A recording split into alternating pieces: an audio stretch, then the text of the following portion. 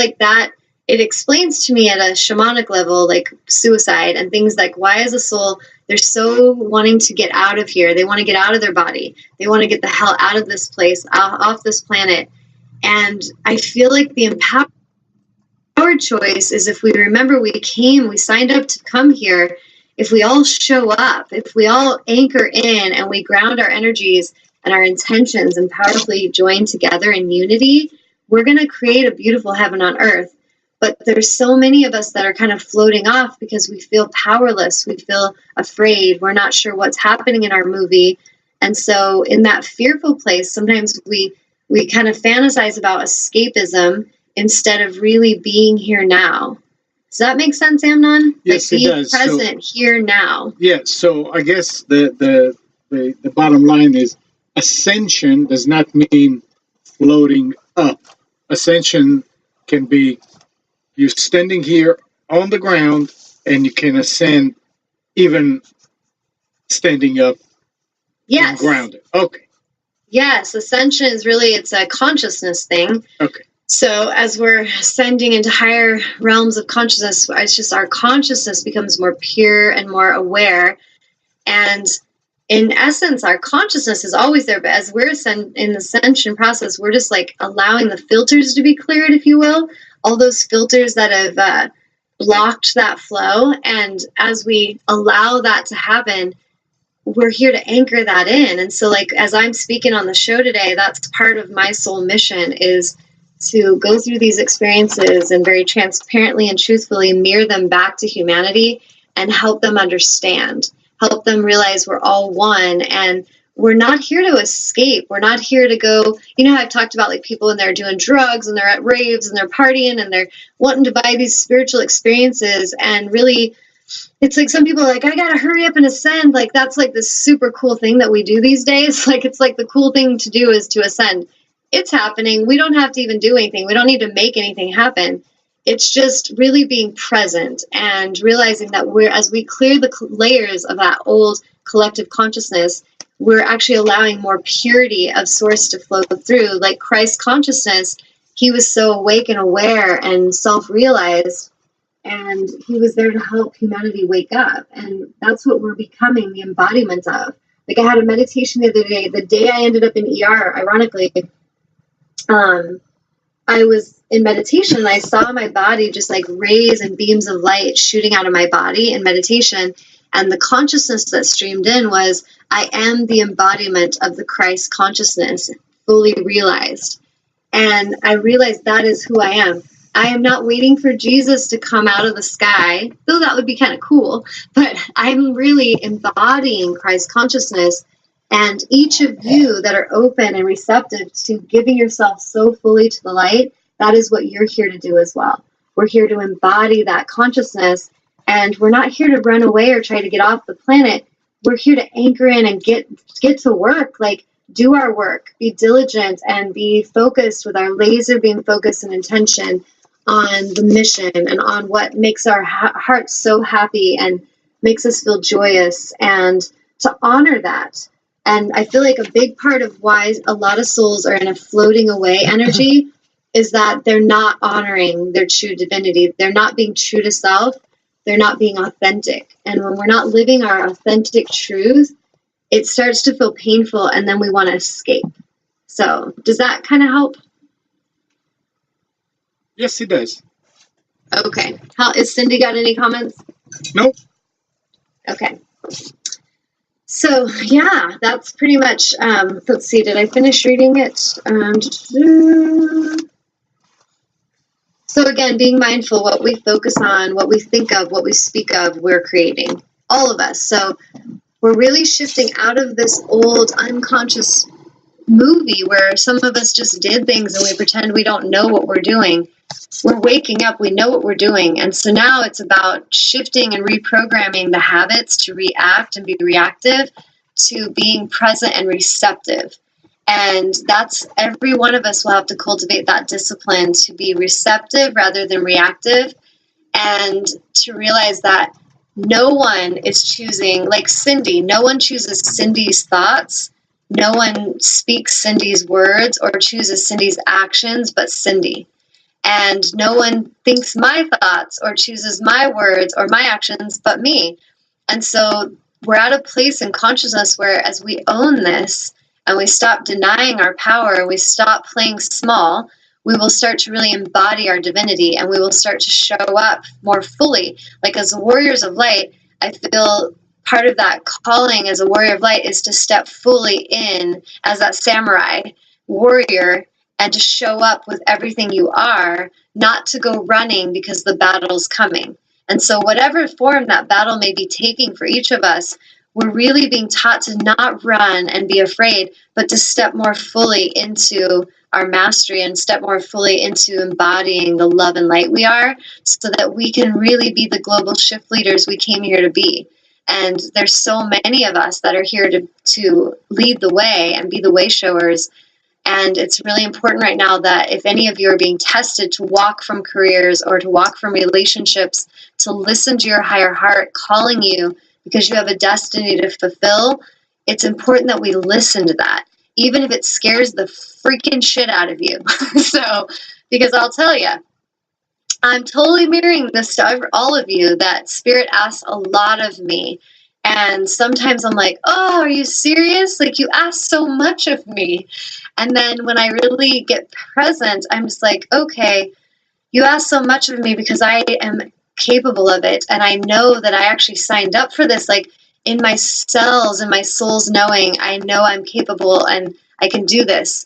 And so if we can get through this is new. Like the first time when angels came to me in 2012, and they're coming to me all the time, and they're like, Tanya, you are here to lead a great shift in consciousness on the planet. Do you remember? And I'm like, what? Like, that sounds kind of familiar, but are you sure you got the right girl? And, there's all this energy happening. I'm thinking I'm going crazy. Like, they won't let me sleep. They're waking me up every morning at 3:33, 4:44, and all this stuff's happening. And then I'm guided to go and lead angelic gatherings and speak to people about the angels. And all this was happening very suddenly for me. And I was like, okay, I can go into fear with this and think I'm not capable, which is my ego that needs to be cleared. Or I can go, okay, ego, you're not taking control of the wheel today. Spirit, angels, speak through me, teach through me, heal through me. How may I serve? And then I'm riding on over to the place to lead an angel gathering for the first time in this lifetime that was professionally led. And I get in that room. I don't have a damn clue of what I'm going to say, truly. And I just sit there and I just am who I am. And I'm like, so apparently all of you are feeling very summoned here to understand angels. And I'm going to tell you my truth. And I just started to express my truth of what had been happening, how they had been coming to me. And there's just people were so connecting with what I was sharing with them. And it wasn't, there's a fly buzzing around my head. It wasn't like anything about like, what does Tanya look like? Is she cute enough? Do they welcome me? Will I be accepted? There was no ego there. And that's why there was no fear there, because I didn't step in thinking, oh, I hope they like me and I really want their approval and I hope they ask me back. Nothing about that was there. It was me responding to a calling that my soul was guiding me to fulfill. And you will come here and you will speak this. When I met Amnon, synchronistically, I felt guided to tune into a show that Julie was doing, and I was listening to it, and she's interviewing this other woman, another light worker, and I'm just like, oh my gosh, I understand that. I'm typing into the live chat. That's why I encourage you guys to, because you never know how you're making a connection with me could launch you in a new direction, because that's what happened to me.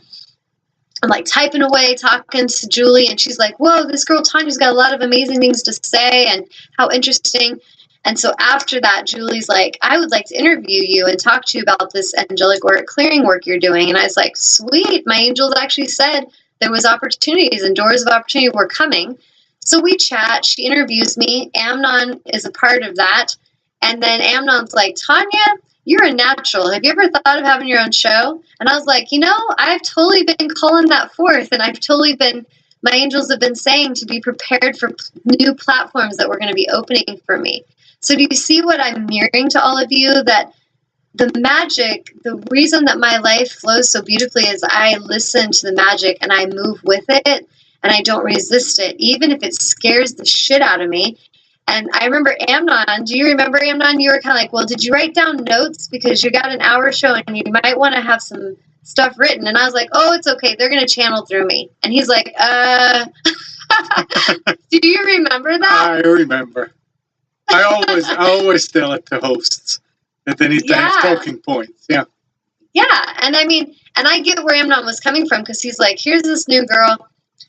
I'm going to give her an opportunity here to reach the world, but I hope she's got her shit figured out and her notes written, or she's going to just be like deer in headlights. And I just showed up, and I just let Spirit speak through me, just like today. 555. It's 555 right now, my favorite number. But anyway, I just showed up, and I let the angels speak through me, and it's we met like a year and a half ago, Amnon? And the rest is history. Indeed. And have I ever ran out of anything to say? No. If anything, you always go over. I know. I think today we're going to hit it right on time. But yeah, and so what I'm mirroring to each of you watching is to really believe in yourselves, and to really, like Cindy's feeling floaty, like anchor in and just be fully present in your movie, and just really, if you get afraid and things are changing, which they are, the world's continuously changing. It's something I've observed in my lifetime, that the one thing I can count on is change. Like, it's always happening. So it's like I gave this metaphor to my yoga student of, when I like to sit and just watch the river, and it's very meditative for me. And so I see like a leaf floating on the river, and it's just being carried, and sometimes it hits a rock, and it's just like, bop, bop, bop, bop, bop, like hitting that rock and hitting it. There's resistance. And I feel like as humans, we've been conditioned to that. We've been conditioned, go cling to the rock, go, bop, bop, bop, hit yourself on that rock and cling, cling, cling. And all it takes is a moment of realizing, like, Jesus, I'm so exhausted over here because I'm beating the shit out of myself against this rock. Let me just lay on my back, float back, and let the river carry me to where my soul is already ready to take me. And if I just trust that, it's all going to be more beautiful than I can comprehend. But if I resist that, I play small, I become a victim. And this is any of you listening, if you're in a victim energy or you are victimizing others, you're hitting and beating yourself against a rock. And the only solution is to flow back into that river of unity consciousness, to really let go and to trust, and to let love guide you, and to let love lift you and support you, and everything will be provided. Like, everything, since I've decided to trust Spirit and to be a messenger of the light and to just live truthfully and transparently.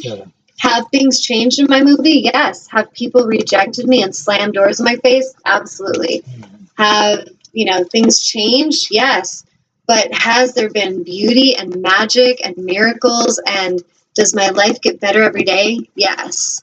And so it's really learning to just stay in that flow of the river and trust it. And trust when the river is guiding you to pull to the side and meditate in the calm pools, and just to be reflective and receptive. And then when it's time, okay, we've been very still in our center place, let's go ahead and jump back into that flow and let it carry us and take our aligned action. And so if you guys can just kind of feel that energy and let yourselves be more authentic, it's really, that's the message today. Like, let the magic move you, and let love be your guide. Let love guide your every action, your every word, your every thought. Let it be love focused, and we are all going to co-create a beautiful heaven on earth that we're walking into right now through our consciousness. And this is the ascension. It's not floating away. It's grounding in, and it's really, the consciousness is flowing in. We're removing the filters, and this is actually helping us to become the beautiful light beings that we've always been in truth, but we're clearing all that pain, all that old cellular memory, which is why if any of you are struggling with that, call me, stop resisting, because if you don't feel drawn to me, call a light worker you feel drawn to, because it's going to help you so much to clear things that maybe you're not conscious of yet, and that you need support and assistance in clearing. And if you're light workers out there, please join me if you're feeling like, what do I do in these times? Like, how do I help? go into meditation and start listening to your inner soul guidance on assisting in clearing the collective